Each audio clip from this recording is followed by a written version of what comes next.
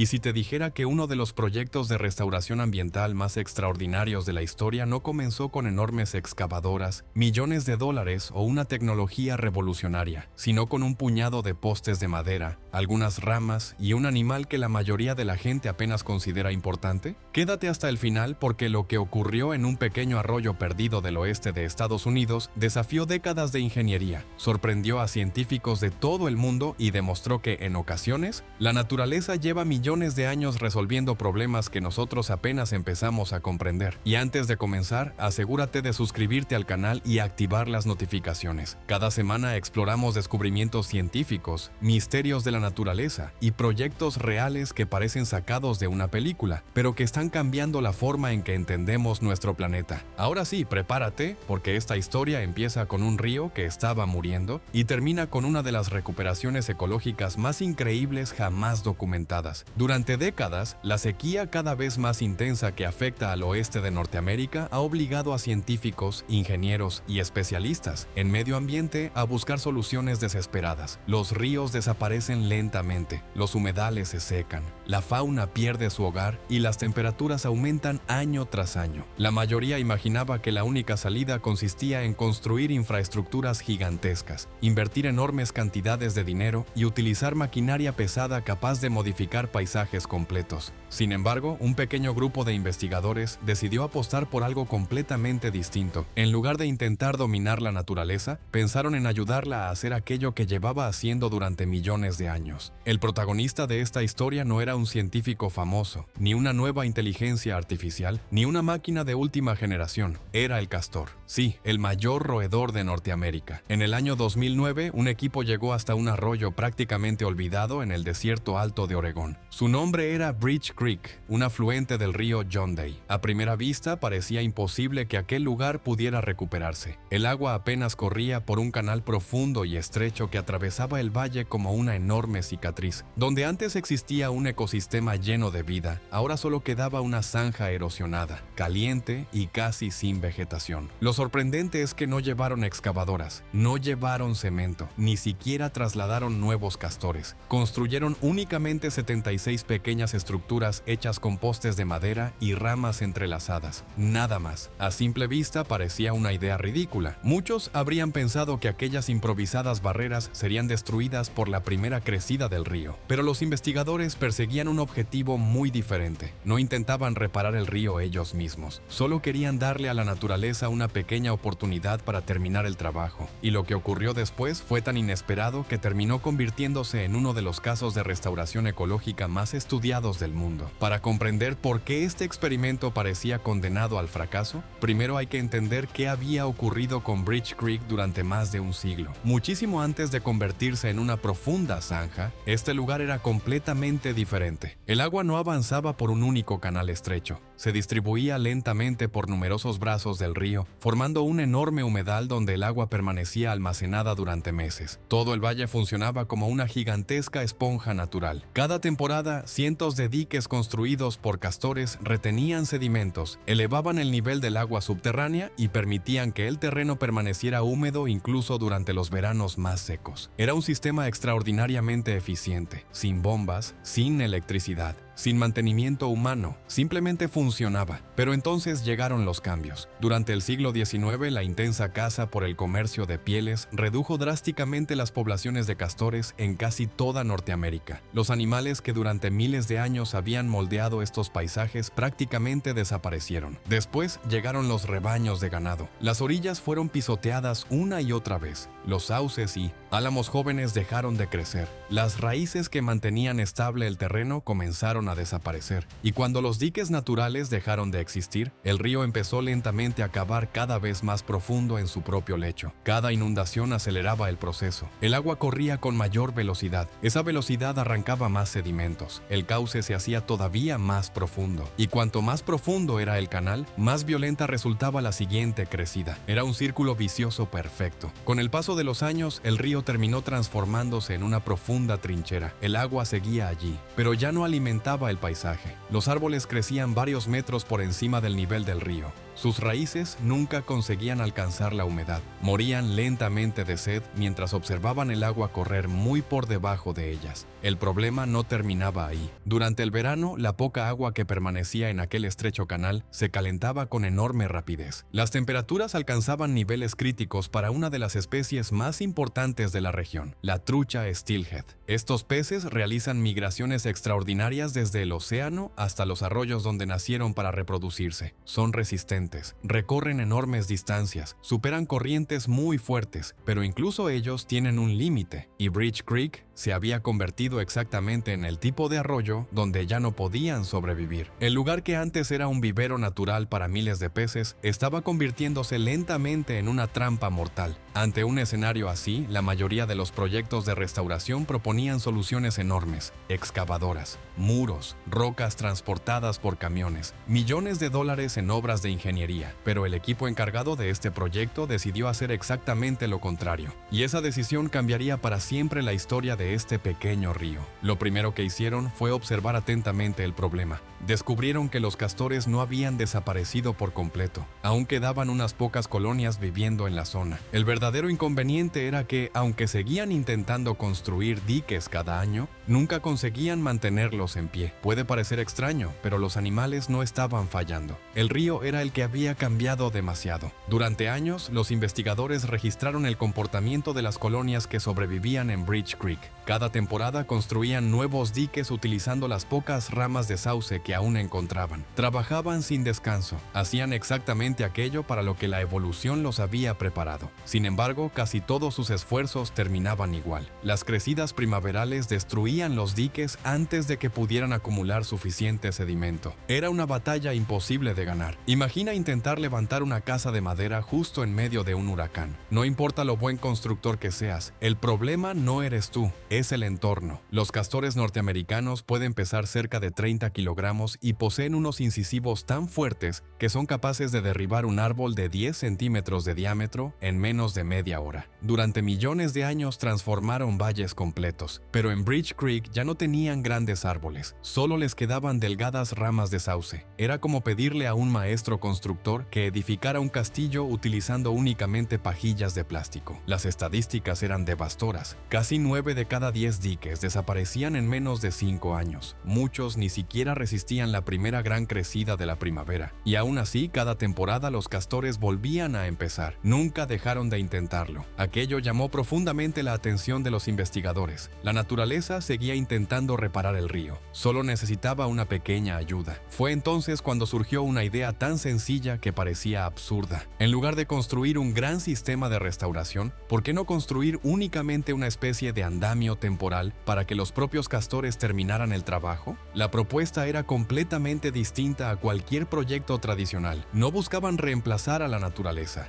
buscaban darle una ventaja. Así nacieron las llamadas analogías de diques de castor, conocidas por sus siglas en inglés como BDA. Aunque su nombre pueda sonar complejo, su construcción era sorprendentemente simple. Los equipos caminaban dentro del arroyo con un martillo hidráulico portátil. Clavaban postes de madera en el fondo del cauce formando una línea transversal. Los postes se colocaban separados apenas unos centímetros unos de otros. Después entrelazaban ramas frescas de sauce entre los postes, igual que si estuvieran tejiendo una enorme cesta de mimbre. No utilizaban cemento, no utilizaban acero, ni siquiera intentaban crear una barrera completamente sólida. Y eso era precisamente lo importante. Aquellas estructuras estaban diseñadas para filtrar el agua. Debían doblarse, debían dejar pasar parte del caudal, debían adaptarse al río, no enfrentarse a él. La ingeniería tradicional suele intentar vencer la fuerza del agua. Construye muros rígidos, canales rectos, grandes bloques de hormigón. Pero el agua nunca deja de buscar un punto débil. Cuando una crecida impacta contra una pared completamente sólida, toda esa energía debe ir a algún sitio. Se concentra en la base, en los laterales, en cualquier pequeña grieta. Tarde o temprano, algo termina rompiéndose. Los investigadores decidieron no luchar contra esa fuerza. Prefirieron dejar que el agua siguiera su camino. Solo querían reducir ligeramente su velocidad. Nada más. Si aquellas estructuras lograban sobrevivir una sola primavera, los castores podrían encargarse diferenciarse del resto. Esa era toda la apuesta, no construir un nuevo río, solo darle a sus verdaderos ingenieros el tiempo suficiente para comenzar. En septiembre del año 2009 empezó el experimento. Se instalaron 76 estructuras repartidas a lo largo de varios kilómetros de Bridge Creek. Al verlas terminadas, era difícil creer que pudieran cambiar algo. Parecían demasiado pequeñas, demasiado frágiles, demasiado simples. Muchos expertos pensaban que desaparecerían con la primera inundación, pero apenas unas semanas después empezó a suceder algo inesperado. El agua comenzó a comportarse de forma distinta. La corriente perdió velocidad al atravesar las estructuras. Los sedimentos que durante décadas habían sido arrastrados río abajo empezaron por fin a quedarse en el mismo lugar. Era la primera vez en muchísimo tiempo que el fondo del arroyo dejaba de erosionarse y comenzaba lentamente a elevarse. Y alguien más lo notó inmediatamente: los castores. No necesitaban mapas, ni sensores, ni estudios científicos. Solo escuchaban el sonido del agua. Cuando detectaban una corriente más lenta y un pequeño estanque detrás de aquellas estructuras, entendían exactamente lo que significaba. Era una oportunidad. En apenas unos meses, aproximadamente una cuarta parte de aquellas construcciones improvisadas ya estaban ocupadas. Los animales empezaron a transportar ramas, barro y vegetación. Añadieron nuevos materiales, reforzaron las paredes, taparon pequeños huecos. Era como si unos albañiles llegaran a una vivienda con los cimientos ya construidos y decidieran terminarla por iniciativa propia. Nadie les enseñó, nadie los dirigió. Simplemente hicieron aquello que llevaban millones de años haciendo. Entonces llegó el verdadero examen. La primavera del año 2010. Las crecidas provocadas por el deshielo siempre habían destruido todos los diques naturales existentes en Bridge Creek. Ahora llegaba el momento de comprobar si aquella estrategia realmente funcionaría. Si las estructuras desaparecían, todo el proyecto terminaría allí mismo. Pero ocurrió exactamente lo contrario. El agua atravesó lentamente las ramas entrelazadas. Otra parte pasó suavemente por encima. La presión nunca llegó a concentrarse en un único punto. La mayoría de las estructuras permanecieron intactas. Las pocas que sufrieron pequeños daños fueron reparadas por los propios castores en cuestión de días. Y esa diferencia lo cambió absolutamente todo. Por primera vez en décadas, los animales ya no tenían que empezar desde cero después de cada inundación. Solo necesitaban reparar pequeños desperfectos. Esa simple ventaja multiplicó su capacidad para seguir construyendo. Sin que nadie lo imaginara todavía, el verdadero proceso de recuperación acababa de comenzar. A medida que las semanas se convertían en meses, los investigadores comenzaron a observar cambios que nadie esperaba ver tan pronto. Los instrumentos instalados a lo largo del arroyo empezaron a registrar un aumento constante del nivel freático. El agua subterránea, que durante décadas había permanecido demasiado profunda para alimentar la vegetación, estaba regresando lentamente hacia la superficie. Puede que un aumento de apenas unos centímetros no parezca gran cosa, pero en un ecosistema al borde del colapso, esa diferencia cambia absolutamente todo. Las raíces de los sauces, que durante años habían permanecido suspendidas sobre un suelo seco e incapaces de alcanzar la humedad, volvieron a tocar agua, y cuando una planta recupera el acceso al agua, responde con una velocidad sorprendente. Los sauces comenzaron a producir nuevos brotes, después aparecieron más ramas, más hojas, más sombra, y casi sin que nadie lo planeara, el propio río empezó a proporcionar a los castores el material que tanto habían necesitado durante años. Era un ciclo completamente diferente al anterior. Antes, la falta de vegetación impedía construir diques. La ausencia de diques aceleraba la erosión. La erosión destruía todavía más plantas. Todo empeoraba con cada temporada. Ahora ocurría exactamente lo contrario. Más agua significaba más vegetación.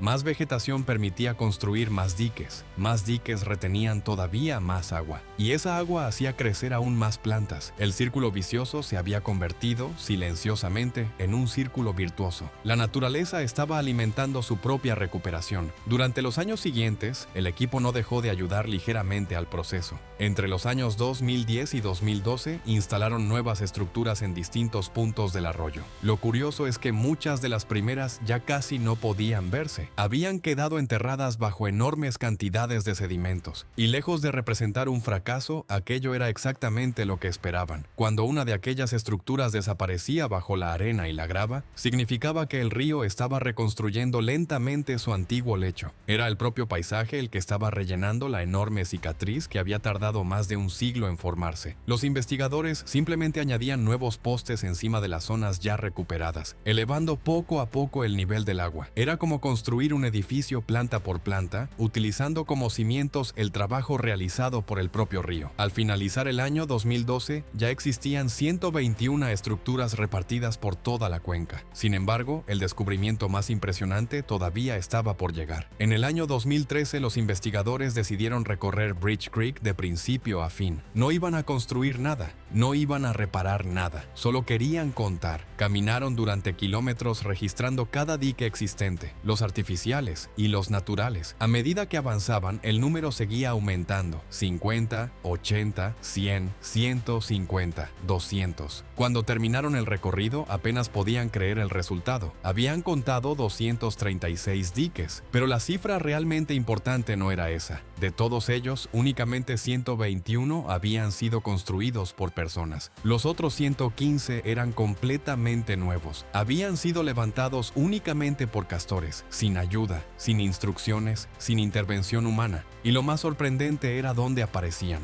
Muchos estaban situados en lugares donde jamás se habían instalado postes de madera. Los animales habían comenzado a expandirse por pequeños afluentes, canales secundarios y zonas completamente nuevas. La restauración ya no dependía de los científicos. El sistema había comenzado a multiplicarse por sí solo. Era como poner en marcha una máquina capaz de fabricar copias de sí misma. Los investigadores comprendieron entonces que ya no estaban gestionando un proyecto, simplemente estaban observando cómo un ecosistema recuperaba su funcionamiento original. Cada nuevo dique protegía al siguiente. Las grandes crecidas perdían fuerza mucho antes de llegar río abajo. La energía del agua se distribuía entre decenas de pequeños obstáculos naturales. Lo que durante décadas había destruido el paisaje ahora contribuía a reconstruirlo. El agua dejaba de concentrarse en un único canal profundo. Comenzaba nuevamente a extenderse sobre la llanura. El valle recuperaba poco a poco el aspecto que había tenido siglos atrás. Las imágenes obtenidas por satélite confirmaron algo que resultaba difícil de apreciar desde el suelo. La superficie cubierta por agua había aumentado más del 200%. Donde antes solo existía una estrecha zanja, ahora aparecían estanques, pequeños brazos del río y nuevas zonas húmedas. El color del paisaje también comenzó a cambiar. Áreas completamente secas durante años empezaron a cubrirse de vegetación. Los sauces crecían con fuerza. Los juncos reaparecían.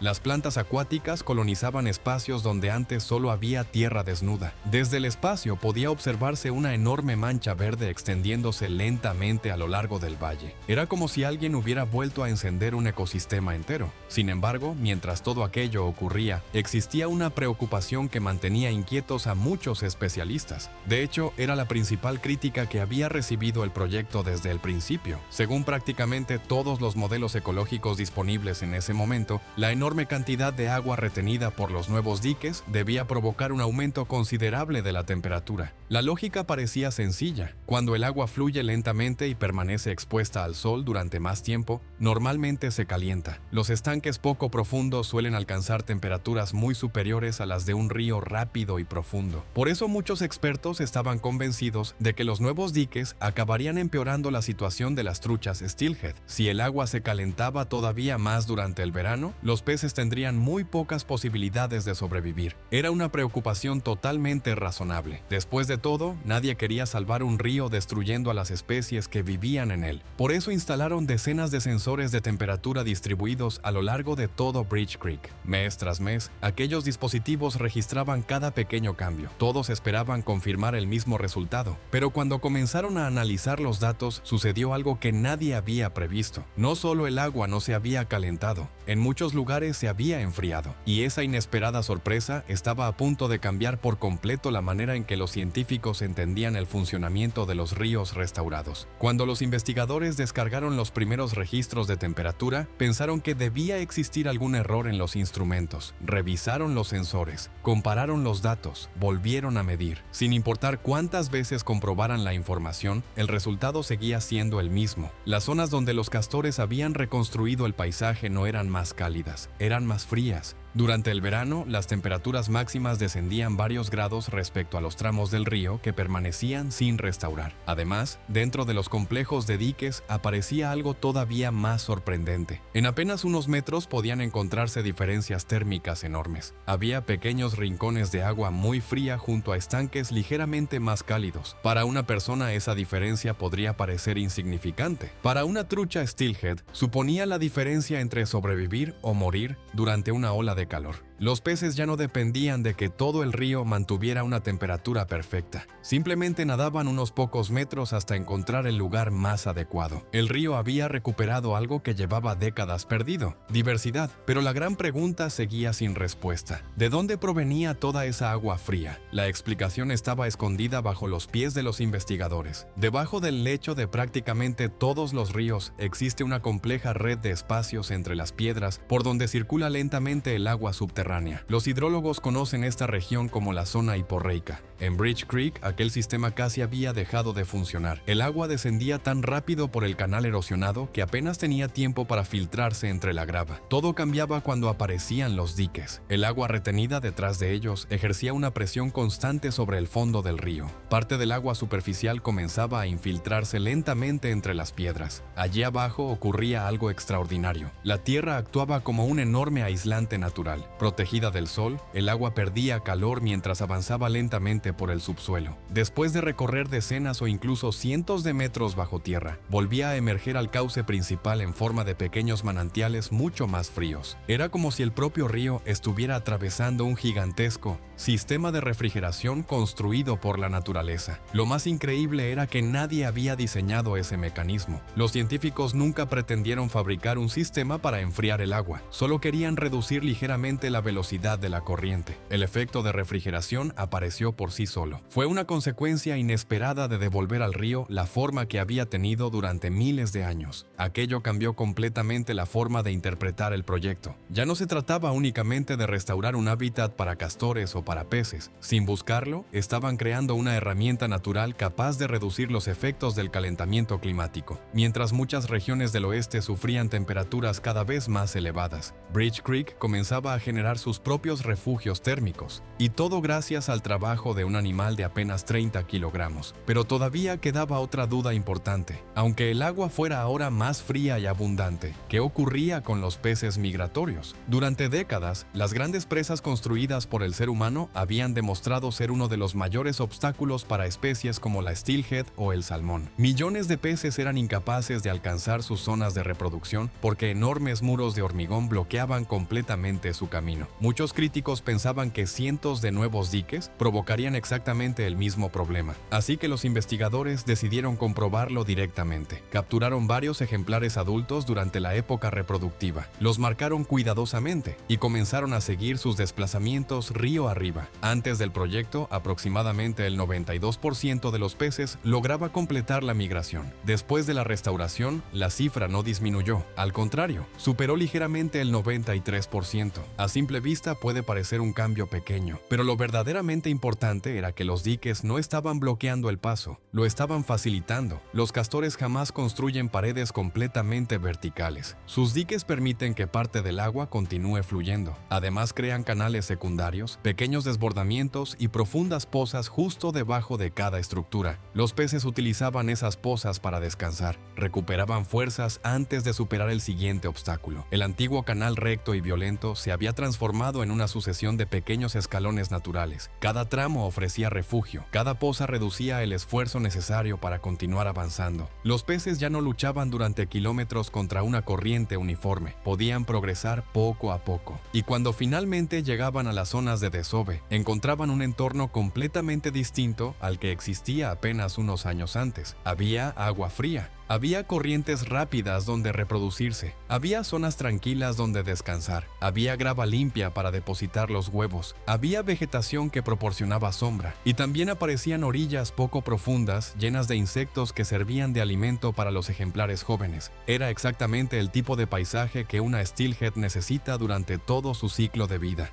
Los científicos comprendieron entonces que los castores no solo estaban aumentando la cantidad de agua, estaban recuperando toda la complejidad del ecosistema. Y en la naturaleza, la complejidad suele ser mucho más importante que la simple abundancia. Tras 8 años consecutivos de seguimiento, llegaron los resultados definitivos. Los datos eran tan extraordinarios que muchos especialistas tardaron tiempo en aceptar lo que mostraban. Las zonas restauradas presentaban un incremento superior al 50% en la supervivencia de los peces jóvenes. La cantidad total de ejemplares había aumentado de forma espectacular y la biomasa crecía todavía más deprisa. Eso significaba que no solo había más peces, también eran más grandes, más fuertes y crecían mucho más rápido gracias a un entorno mucho más rico en alimento y refugios. Bridge Creek se había convertido en uno de los ejemplos más exitosos de recuperación de hábitats para la steelhead registrados en toda la cuenca del río Columbia. Y eso resultaba especialmente impresionante porque esa cuenca había recibido durante décadas enormes inversiones en infraestructuras, escaleras para peces, canales artificiales y complejos sistemas de ingeniería. Sin embargo, uno de los mayores éxitos no había llegado gracias al hormigón. Había nacido gracias a unos cuantos postes de madera y a unos animales que simplemente habían vuelto a hacer aquello para lo que siempre estuvieron preparados. Lo más sorprendente de toda esta historia es que las primeras estructuras construidas por los investigadores prácticamente han desaparecido. La madera se ha degradado con el paso del tiempo. Las ramas se descompusieron. Muchas quedaron completamente enterradas bajo capas de sedimentos acumulados durante años. Y eso nunca fue un problema. De hecho, era exactamente el objetivo. Aquellas pequeñas presas artificiales nunca estuvieron destinadas a permanecer allí para siempre. Eran únicamente un impulso inicial, una especie de andamio temporal que permitía a la naturaleza recuperar el control. Una vez que el proceso comenzó, los castores hicieron todo lo demás. Cada temporada construían nuevos diques, excavaban canales, inundaban nuevas zonas, creaban humedales adicionales, reparaban automáticamente cualquier daño provocado por las tormentas o las crecidas. Mientras una infraestructura convencional necesita mantenimiento constante, maquinaria especializada y presupuestos permanentes, este sistema empezó a cuidarse completamente solo. Ese quizás sea el aspecto más extraordinario de todo el proyecto. Los verdaderos trabajadores nunca cobraron un salario, no necesitaron instrucciones, no hubo contratos, ni combustible, ni supervisión. Simplemente continuaron haciendo aquello que la evolución les había enseñado durante millones de años. Y cuando llegó el momento de analizar los costes, los resultados fueron casi tan sorprendentes como la recuperación del propio río. Toda la intervención humana tuvo un coste aproximado de $374,000. Puede parecer una cantidad importante, pero cuando los especialistas compararon esa cifra con los proyectos tradicionales de restauración para un tramo similar de río, descubrieron una diferencia enorme. Dependiendo del método utilizado,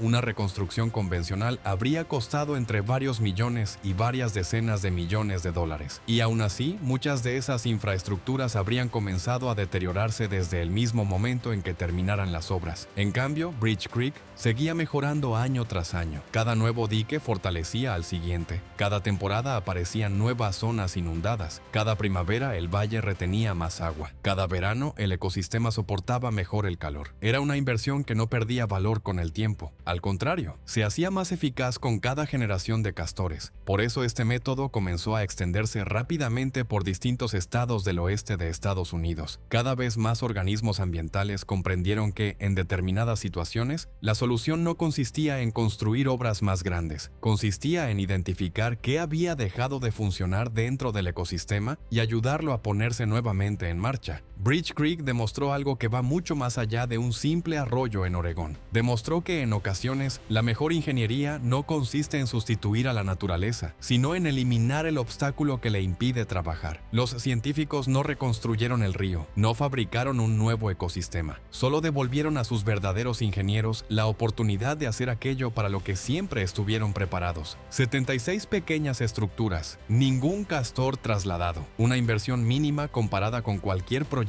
convencional y, pocos años después, un río que volvió a regular su propia temperatura, almacenar agua, proteger a los peces, alimentar la vegetación y restaurarse sin depender constantemente de las personas. Quizá esa sea la lección más importante de toda esta historia. Durante décadas intentamos resolver algunos de los mayores problemas ambientales luchando contra la naturaleza. Bridge Creek nos recuerda que, muchas veces, La respuesta no consiste en construir algo más grande, más caro o más complejo. A veces basta con devolverle a la naturaleza la oportunidad de hacer aquello que siempre supo hacer. Y ahora quiero conocer tu opinión. Si un problema tan enorme pudo empezar a resolverse con una intervención tan sencilla, ¿qué otros sistemas de nuestro planeta crees que podrían recuperarse si dejáramos de combatir la naturaleza y comenzáramos a trabajar junto a ella? Cuéntamelo en los comentarios. Si disfrutaste esta historia y quieres descubrir más casos reales donde la ciencia y la naturaleza desafían todo lo que creíamos posible, suscríbete al canal y acompáñanos en el próximo video.